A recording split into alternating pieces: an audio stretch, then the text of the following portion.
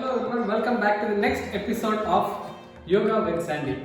Human beings are meant to move. Movement is part of their lifestyle. But what if you are not able to move? You have an injury. Today we are going to address about that. We are going to address about the knee injuries and the yogic practices for the knee joints. So the muscles around the knee joints are the extensors, the quads, the flexors, the hamstring muscles, that is the back of the thigh, the abductors, the outer thigh, and the adductors, the inner thigh. Most of the injuries which happen to the knee joint are the injuries to the ligaments of the knee, that is the anterior cruciate, the posterior cruciate, the lateral collateral ligament, the medial collateral ligament, and also in some cases people do knee replacement. And causes of most of these injuries are because of twisting and turning movement on the knee, direct hit or blow during sports and games, overtraining, and some cases osteoporosis as well. So let's address this issue. Let's see a few yogic practices for the knee problems. So the first one is the Setu Padmasana, the bridge pose. So you come to a supine lying position, that is on your back. You come on your back, you just lie down on your back, and then your knees are 90 degrees. You slowly bring your hip off the floor. You come to a position where your hips are fully off the floor, entire weight on your shoulder, your glutes squeeze, and you can feel the contraction on your quads. A very good exercise to strengthen your quads. You just stay in that position. Make sure your legs are at 90 degrees. Just hold at 90 degrees for a few seconds. Your abs are pulled in. Just have quite normal breathing and hold in that position for maximum time. If you are not able to come to final position, it's okay. Try and hold. If you are only able to hold in this, that's fine. But we will slowly progress it up as we practice again and again. So hold in that final position to your maximum for maximum time and stay there. A very good asana to strengthen your quads. A very good asana also for your lower back, glutes, and the hamstring. Now you slowly bring your hip down and slowly drag your leg down.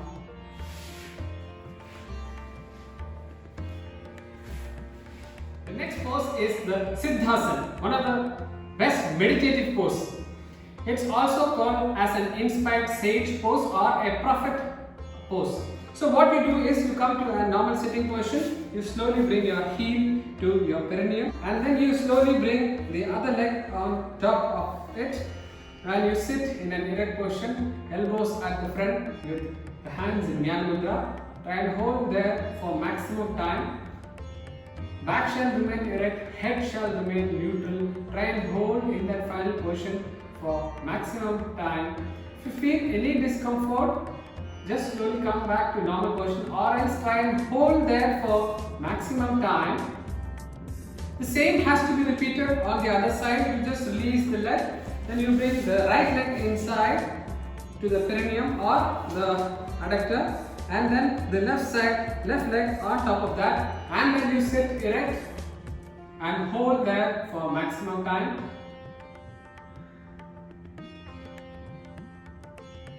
And now you slowly release the position, slowly release the leg, and just relax for a few seconds.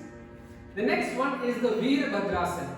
So what you do is you come to a standing position with erect with the feet shoulder width apart. Bring your feet apart, and then you slowly bring your right leg towards the side. You turn your body to the side. You slowly raise your both hands up and above the head. Stretch your both hands up, and you slowly go down and come to a position where your hamstrings are parallel to the floor. Just hold in that position for maximum time.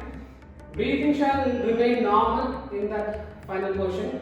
If you are not able to go till the 90 degree, try and hold slightly behind to your maximum. And you can progress it slowly towards that side as you master over this one. So just come to 90 degree and hold in this position for maximum time. Slowly come up now. The same has to be done on the opposite side as well. So what you do is you just move forward, bring your hands up, and just come up to a position where your hamstrings are muscles are parallel to the floor, and you just hold there in that position for maximum time. After you finish, you slowly come up and slowly bring your hands down and slowly come to neutral position. The next one is the Veerbhadrasana. It's an important stability exercise. So what you do is you come to a side position like this, and then from this position you slowly bring your both hands up and above the head. The feet are shoulder width apart. From that position you just interlock your both hands, come to Namaskar position.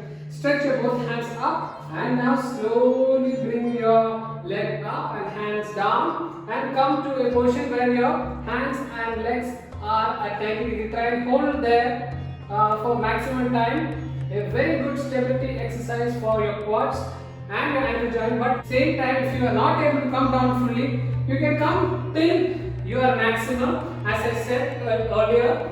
So you just come down and try and come till the 90 degree head facing forward, and just bring it till 90 degree and come down. Now on the other side, you slowly bring your hands up and above the head, slowly stretch it up, and now slowly bring your leg of the floor, slowly bring your hands down, keep looking forward, have balance in your hands on your body and hold there. You can feel again the contraction on your quads. A very good stability exercise for your ankle and your quad. Just try and hold there for maximum time. Hips shall be squared like this. Hips should not be tilted, it should be squared, and head in that final position for maximum time. As you finish, you slowly come up to neutral position, and now you slowly bring your hands down. Now the next one is the Vrikshasana, a very good asana for the knee stability. So you come with your feet shoulder width apart, you come with your hands by the side of the hand. What you do is you just bring your knee up, try to bring your heel towards your perineum or the adductors with the knees pointing towards the side. From that position, you slowly bring your hands up, come to Namaskar position, stretch your both hands up and hold in that final position for maximum time. Try and hold in that final position for maximum time. Here the breathing shall remain normal. Try and hold there for maximum time. If you are not able to do, you can just stay also close to a wall for balance and a bit of support.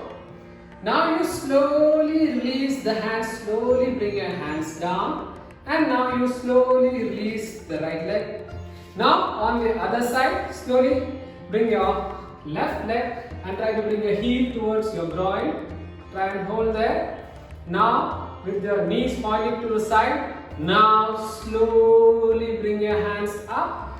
Come to Namaskar position. Stretch your both hands up and hold in that final position for maximum time. Just focus at some point inside the room and try and hold there. Like I am just focusing at the lens. Just focus at some point and try and hold so that you get balance. Just focus and hold there. The breathing shall remain normal in this position. Now as you finish, you slowly release the hand, and now you slowly bring your hands down. Slowly release the right leg, and now you just relax in Shavasana for a few seconds.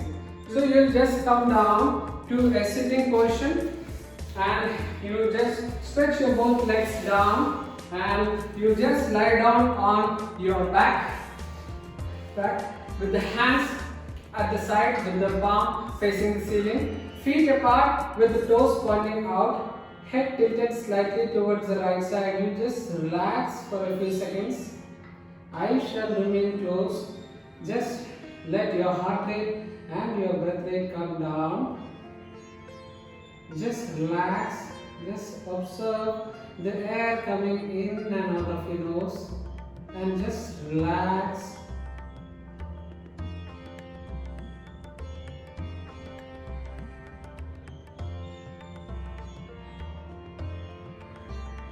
Try and relax for minimum 2 to 3 minutes.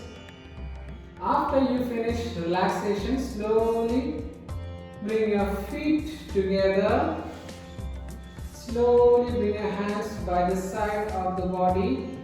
Now raise your right hand up and above the head, slowly placed on the floor. Turn towards the right side. Bend your both legs at your knees. Take support of your left hand and slowly come to sitting position. Rub your palms on each other. Make a small heave. And now slowly place down your eyes. And now slowly open your eyes. Thank you. I hope you enjoyed this session on the knee injuries. Make sure you give your valuable feedbacks and suggestions on my Instagram, Facebook and on my YouTube channel. Do let me know how it was. Thank you. Have a great day.